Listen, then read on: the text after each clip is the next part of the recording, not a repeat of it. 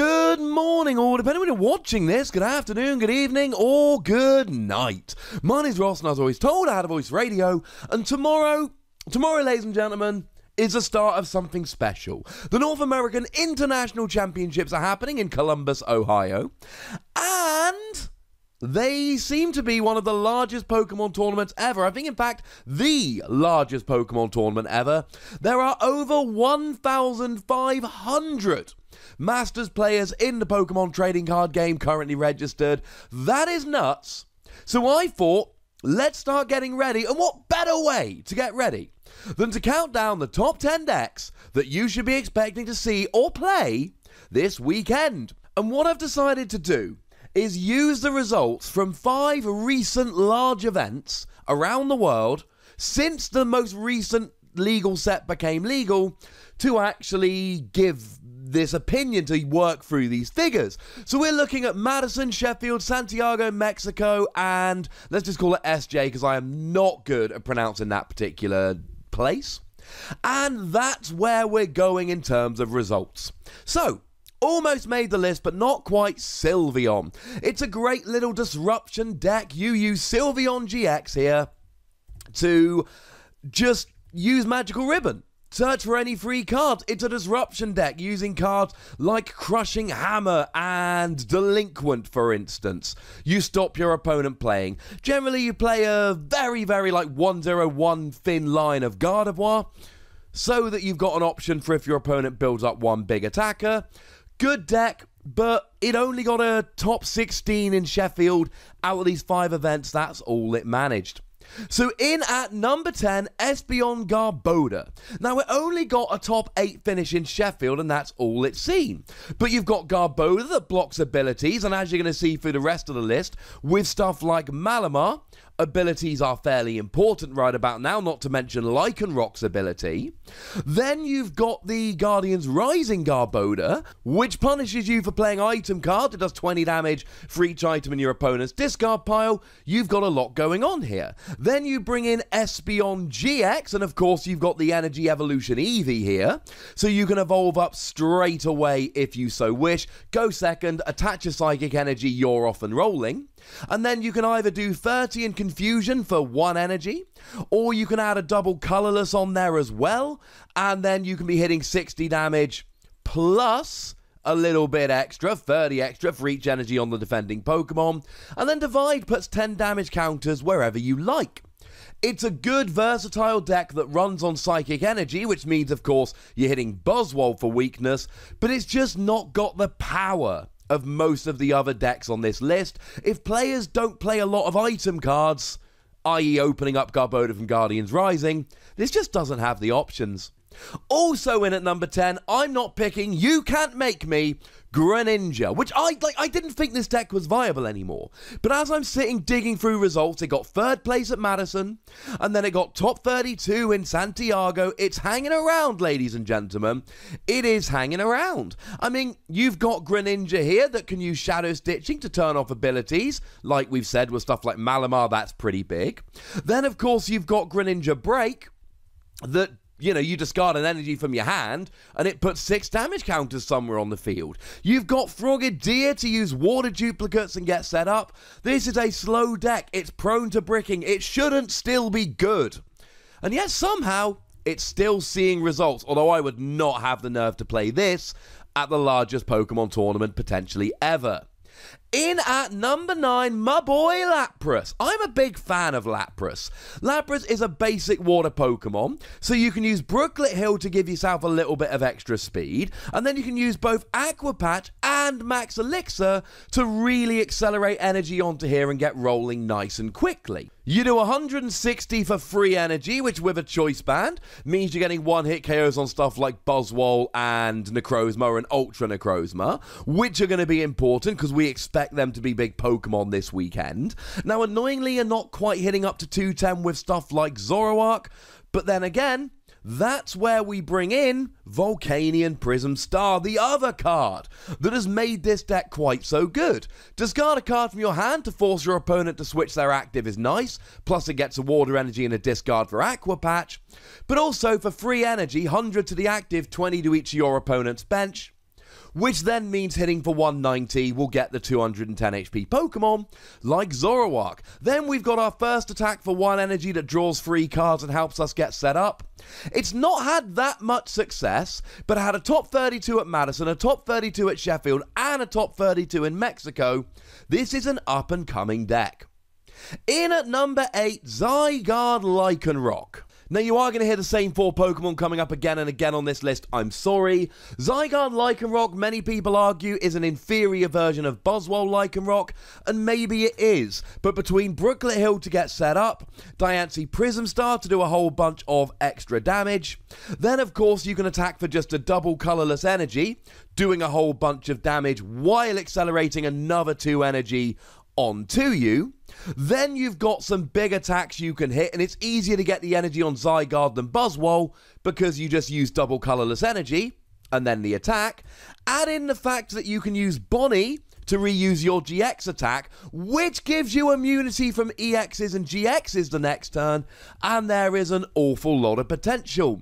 Lycanroc is going to keep coming up again and again on this list. The ability is a free gusting effect. You can pick any Pokemon you like to be active.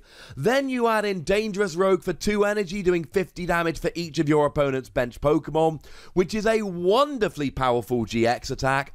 And you really do have a very, very versatile, good Pokemon here. It's mostly good for the gusting in this deck, but the attacks are not too shabby. And actually, given that you're playing double colourless here, you can use Claw Slash, which is great against Zoroark. This deck got top 64 in Madison, top 4 in Mexico City, and top 2 in SJ. You know what? That sounds like a decent deck to me. But not as good as Zoroark Garbodor, which comes in at number 7, with a top 64 in Madison, a top 16 in Sheffield, and a top 16 in SJ. Yes, I know those results are actually slightly lower than the previous one, but Sheffield is the biggest tournament we've had in Europe for quite a while, and for that reason I'm putting it a little bit higher than the other tournaments other than Madison. Sorry about that. So we've got the 2 Garbodor that we mentioned earlier, 1 to block abilities, 1 to punish you for using items. And then we got Zoroark. With a full bench, you do 120 for just a double colourless energy, which is incredibly efficient. Then you've got this trade ability, discard 1 card from your hand and draw 2 from your deck. That sounds pretty good to me, ladies and gentlemen.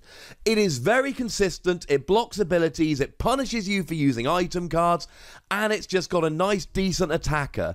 Better than something like ESPEON Garbodor because you've got that attacker for a double colourless energy, but I still worry it doesn't quite have that higher level hitting power to push it higher up the list. In at number 6, and 5 and 6 are very close, you could flip-flop them if you like, Ultra Necrozma Malamar. Malamar really is one of the cards to watch this weekend. It allows you to accelerate a psychic energy from your discard to one of your benched Pokemon. So what you need is a big attacker that wants a lot of energy. In comes Ultra Necrozma.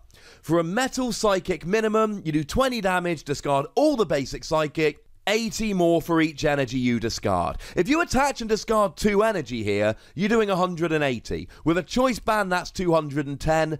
And you're basically KOing pretty much everything you need to. It's crazy good. Quick side note about this, I think that in decks like this, B-String to accelerate energy onto Ultra Necrozma and Lunala Prism Star to accelerate energy are absolute must-plays. So, I know a lot of people aren't, but I'm putting that out there. Ultra Necrozma Malamar managed top 8 at Madison, top 16 at Sheffield, top 32 in Santiago, top 32 in Mexico City, and 1 over in SJ, meaning it can boast results in all 5 of the tournaments we're looking at. In at number 5, a very similar deck, Necrozma Malamar, which saw finishes top 32 in Madison, top 4 in Sheffield, top 8 in Santiago, and top 4 in Mexico. It has been gaining steam lately. And it's a very similar deck to Ultra Necrozma Malamar, except it's with Necrozma. This means you're hitting weakness on Buzzwole, which is great. It gives you a nice little ability which gives you immunity from attacks from colourless Pokemon. I mean, maybe Drampa seeing a bit of play? It's not that relevant, to be honest. But first of all, 10 damage, discard all Psychic, 60 more for each one you discard. And secondly, a GX attack that does 100 damage to each of your opponent's Pokemon GX and EX. I should mention Ultra Necrozma's GX attack puts 6 damage counters on all of your opponent's Pokemon, but cannot be used until later in the game, which kind of sucks. There's got to be a total of 6 prizes remaining or less. So Necrozma's probably got a better GX attack, and it doesn't need Metal Energy, whereas Ultra Necrozma does. It's one more thing to go wrong, and you're hitting weakness, whereas Ultra Necrozma hits nothing for weakness. That's why it ends up at number 5. In at number 4, Buzzwole Garbodor. So we've got that same Garbodor, the one that blocks abilities and the one that punishes you for playing items. And then we got Buzzwole. Buzzwole is one of the most ludicrously efficient Pokemon we've ever had. For 1 energy, 30 to the active, 30 to the bench. Except it's not 30 to the active, 30 to the bench, because you've got strong energy to do 20 more to the active. You've got Diancie Prism Star to do 20 more to the active. You've got Beast Energy, although that is 1 per deck because it's a Prism Star like Diancie. 30 more to the active. It's nuts how easily you can do this. With a Diancie Prism Star Choice Band Beast Energy, you're actually getting a 1-hit KO on a Zoroark for 1 energy while hitting the bench. It's that gosh darn good. It got top 4 at Madison, top 4 at Sheffield, top 2 in Mexico. Buzzwole Garbodor is one of these weird ones that tends to do quite well a lot, but then not really see play in other tournaments, but you've got a lot there. And then, of course, I should mention Beast Ring for Buzzwole. When your opponent's got 3 or 4 prizes remaining, you can search your deck for 2 energy, pop them on Buzzwole, so then you get easy access to Knuckle Impact and Absorption for big damage. So either you're hitting good damage for 1 energy, or you're easily getting 3 energy on there to hit for great damage. It's ludicrous how good this is. It's not quite made the top 3, but it's a great deck nonetheless. And don't forget, of course, that if you're playing Garbodor, you are hitting the other Buzzwole decks for weakness. In at number 3, a deck which a little while ago I had pretty much entirely written off. Zoroark GOLISOPOD. 2nd in Sheffield, 2nd in Santiago, 1st in Mexico, top 16 in SJ. Honestly, I thought this deck was gone. We've already mentioned Zoroark and the fact that it hits good damage for a double colourless energy.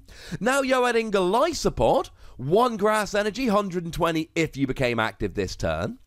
And the good news is, you are hitting weakness against Lycanroc, which is everywhere at the moment. It's in like 3 decks on this list.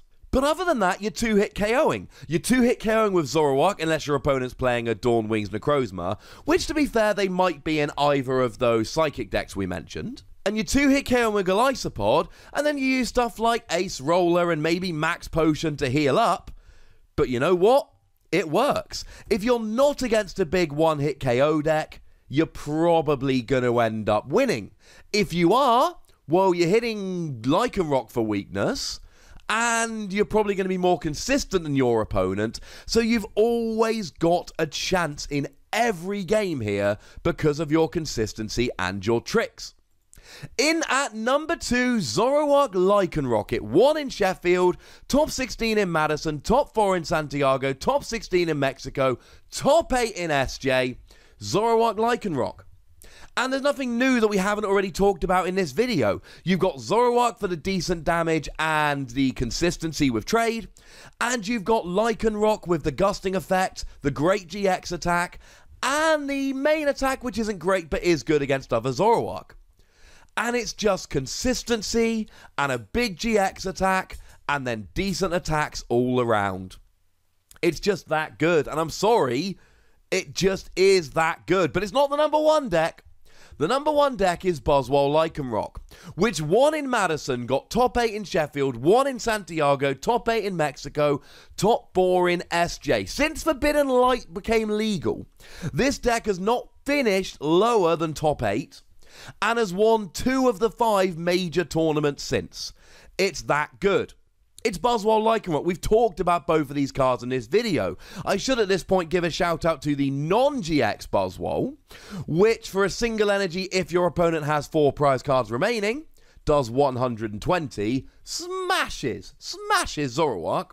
But then you've still got Swing Around, 80 damage, flip 2 coins, 20 more for each heads. And this can use Beast Ring to accelerate, and then you've got a decent non-GX attacker. It is startling that with so much Psychic around, Buzzwole can still be so good. But honestly, as we look through this list, it's Buzzwole, it's Lycanroc, it's Zoroark, it's Garbodor, and then there's some Malamar decks as well. They are the cards. The majority of these decks are just mashing those 4 main Pokemon together, and then Malamar's coming in being like, hey, I'm here too. And that's what you should be expecting this weekend. You're going to see some Lapras, you're going to see some SYLVEON, you're going to see some Greninja.